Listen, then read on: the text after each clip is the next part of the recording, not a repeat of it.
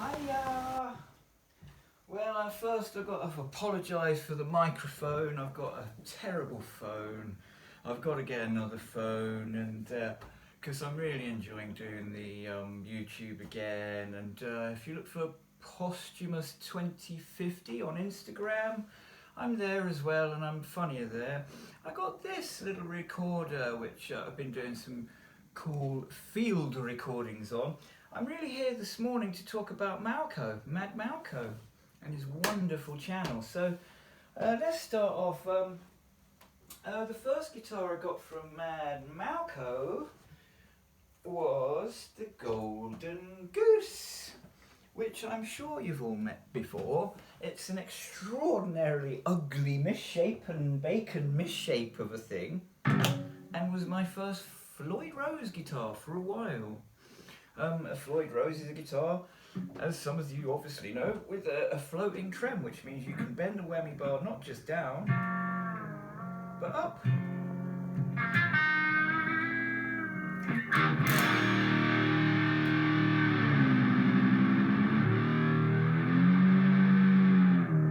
And it doesn't go out of tune because you tune it all up and then you lock it down with this stuff here.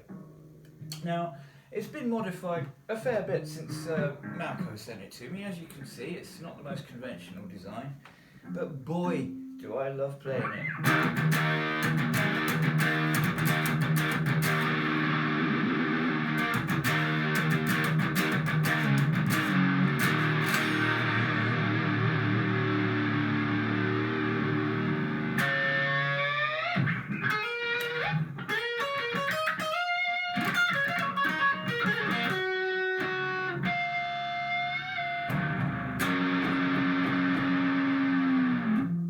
Anyway,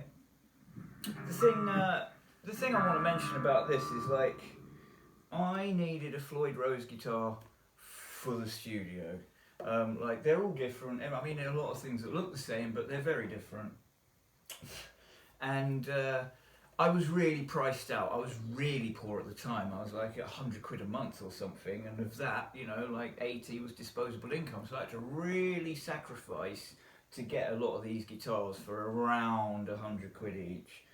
And this was one of those sacrifices. I think this was 120. Anyway, I decided, based on Mad Malko's video of the time, that I really liked this guitar, and I said I would like to buy that, and we agreed a price.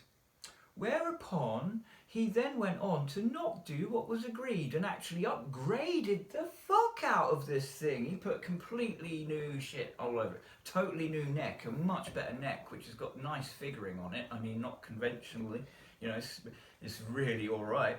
And he did a lot of work to basically make this the best possible guitar for me. And as a skint musician in hard times, and a dedicated player, I can't tell you how much that means. Like, the man is top banana. If you want to buy a guitar, buy it off Mad Malko. I absolutely wholeheartedly recommend it. And we don't really talk these days. Like, I can't communicate. I watch the live streams, but I can't really communicate, or like my phone doesn't allow me to take part in the chat.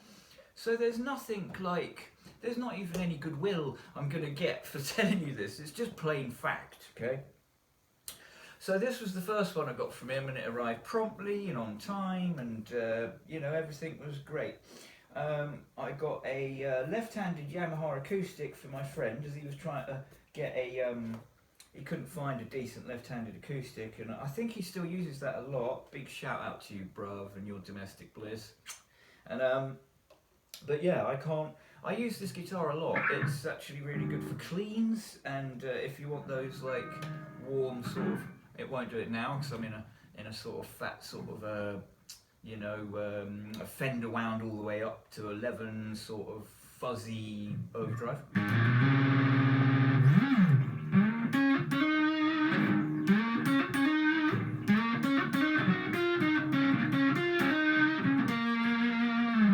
Recognize that one?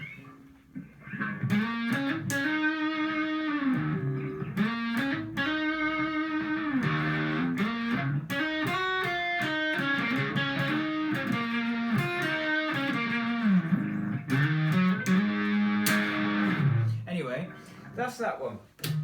So I will put this one back and I'll show you another. So this is another guitar I got off Mad Malko. I'm a huge fan of Axel, and he was on a guitar safari once, and I was actually on it, live on it, and I said, get that, I'll buy it off you for 100 quid, blah, blah, blah, blah, blah. And I did. And I've since had to modify it because I broke the pickup, believe it or not. Dumbest thing I've ever done. It used to have like a hot rails in there. Now it's that's out of a Mexican Strat, so nothing particularly special. But a friend of mine had a Mexican Strat and upgraded the pickups, and I got the pickups for nothing. Should have tuned them up, really.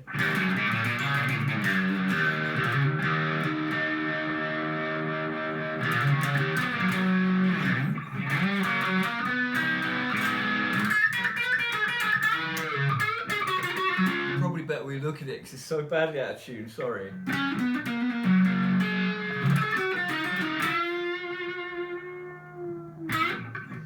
But yeah, this is like a mismatch. This is like a Johnson neck on an Axel body. They're both the same company. Both guitars are released under those two names. You can find a lot of the old school Axels that have this headstock shape just under the Johnson banner. A lot of Strats and Tellys with the same like faux EMG pickups in there.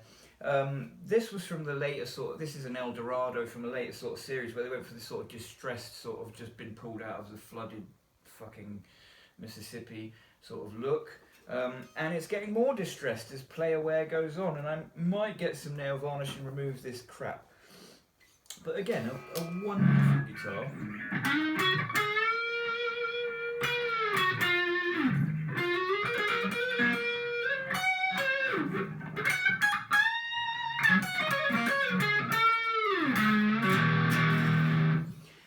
So, it's not just that Mad Malko has sold me some good guitars. He has really fucking helped with my modding pursuits. Like, I'm mod mad now. You know, there was a time I didn't do any modding, and now I'm all about the modding. So the very first time I adjusted a circuit, as you probably know, I am big into these like LTDF types. And now, being such a devotee of the Forest, it's fantastic to learn that the F actually stands for Forest. The original one of these was called the ESP Forest. And what a wonderful shape. Ergonomic, striking. This one has been Eternal Guitars, completely fucking worked, amazing. Spent a lot of money on making this a top guitar. This one, and that one's called Sheila, by the way. That one's called Sheila. Spelled S''LA, the first three letters of Slayer. This one's called Meg, the first three letters of which band? And this one is the standard electronics, everything's standard, but myself, I've done some modifications, and all I have done is as you saw by that one, I like a single coil, and I like a humbucker bridge single coil neck. So all I did was, having never had a guitar that you could split the coil of a little hot rail, I tried that. And that's what that does, so I'll just show you. And now, I didn't know what the fuck I was doing. I hate using soldering irons because I have COPD, and like one little whiff of that smoke that comes off of them and I am done for like a few days. Like, that's not an exaggeration. But so all I did is standard humbucker sound.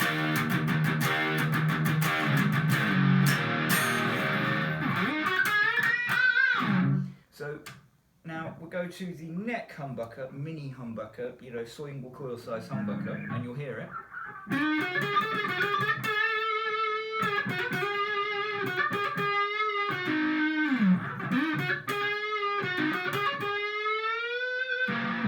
Now let's pop that coil.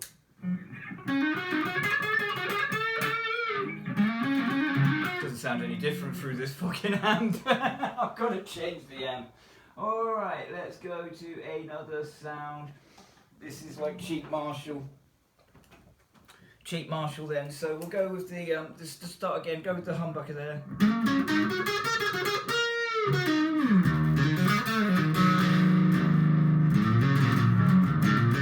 And now I'll chop it, single coil it, one of those rails.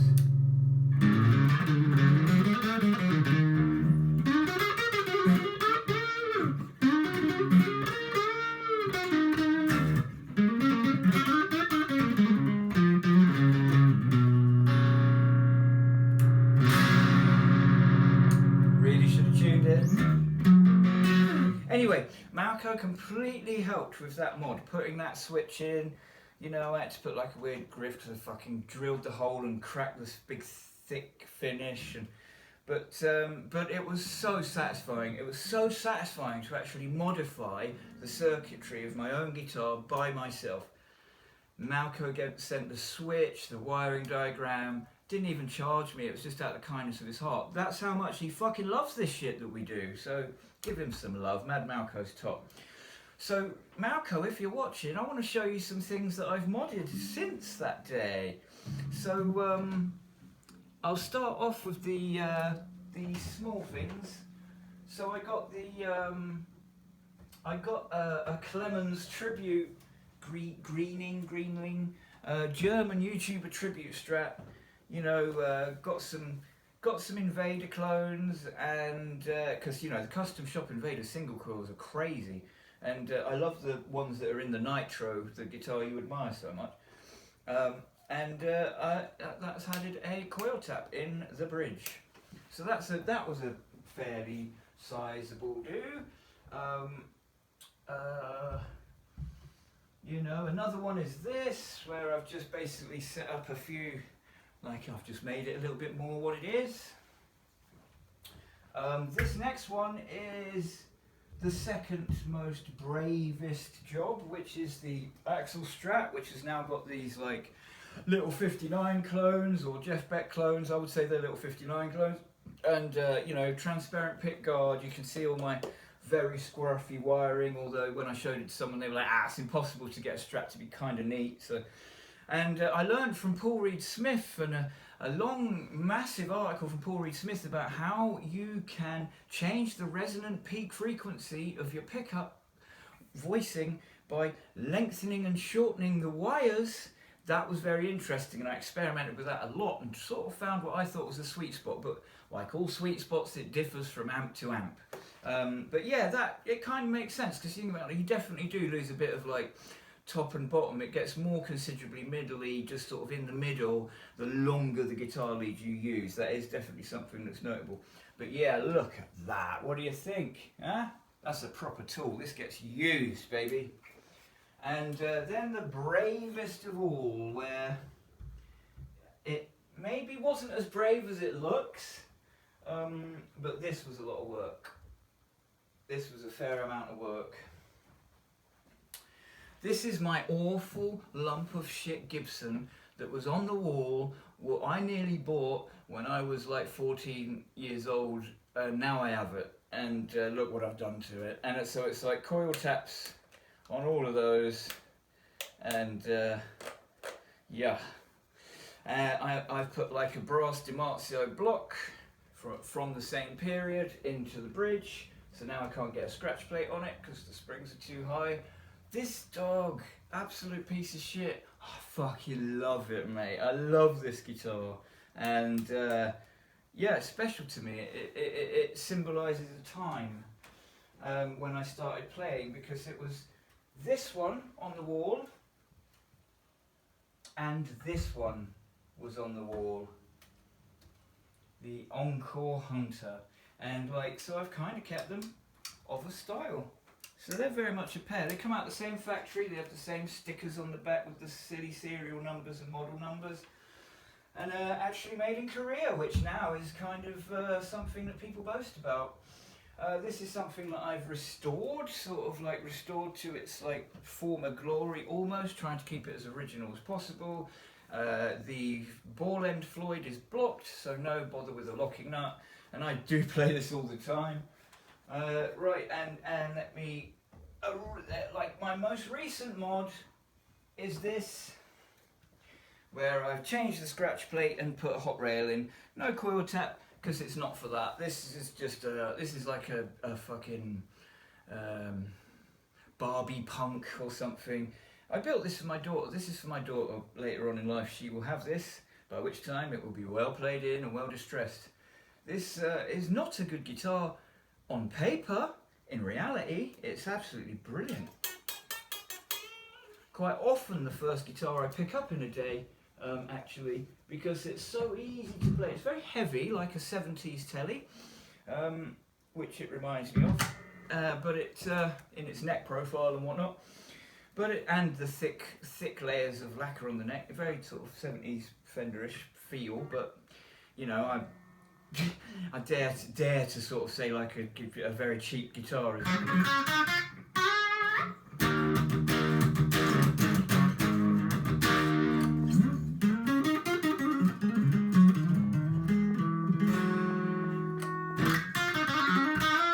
I mean, it's a little brat.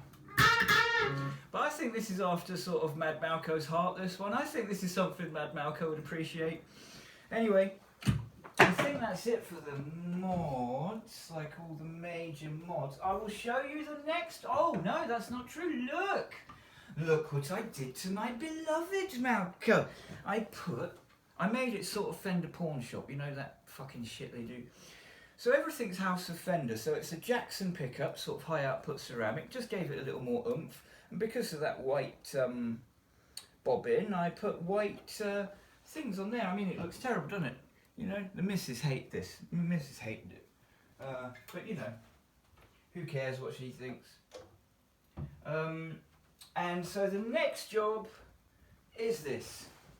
And being as I like those Invader clones so much, as a guitar to match Malko's favourite Nitro, which I might have to send to him at some point, to match Malko's favourite Nitro Telly, which is a banging guitar. I use it for recording a lot of rhythm tracks. It's got the Invader clones on it, and that's what started me off down the Invader clone road. And so to go with that delightful checkerboard Telly masterpiece, I got this Super Telly by West Creek. I can't speak highly enough of West Creek. Go and work it out for yourself at your own expense. This has got like coil taps on each pickup, blah blah blah. 24 fret neck, very solid, stainless steel frets, just very playable. And that for this, the pickups, they sound alright, but they're very low output. But tonally, they're not horrible. But I fixed that. So guess who's coming to dinner? And that's it. I think that's basically all I've got to say. You know, rock on, stay heavy and all that. Go and see Mad Malko, like and subscribe.